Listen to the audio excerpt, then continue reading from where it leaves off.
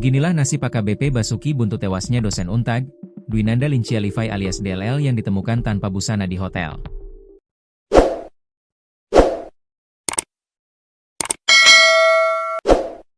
Adapun nasib AKBP Basuki kini jadi sorotan setelah menjadi orang pertama yang menemukan dosen Dwinanda Lincia Livai tewas tanpa busana di hotel. Di mana terungkap bahwa dosen Dwinanda Lincia Livai dan AKBP Basuki selama ini satu kartu keluarga, kakak. Kini AKBP Basuki pun ditahan selama 20 hari. Hal itu lantaran Basuki melanggar kode etik tinggal satu atap dengan dosen Dwinanda. Meskipun Basuki memberi pembelaan bahwa tidak ada hubungan asmara dan hanya karena kasihan, ia tetap ditahan Bid Propam Polda Jawa Tengah.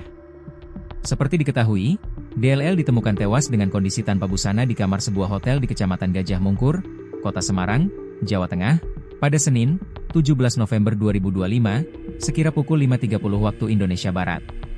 Korban pertama kali ditemukan AKBP B yang bertugas di Ditsamapta Polda Jawa Tengah, berada di lokasi saat kejadian.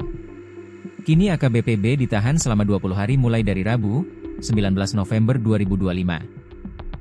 Hal ini diungkap Kepala Bidang Profesi dan Pengamanan, Kabid Propam, Polda Jateng, Kombes Pol Saiful Anwar yang mengatakan AKBP B ditahan karena melanggar kode etik profesi Polri.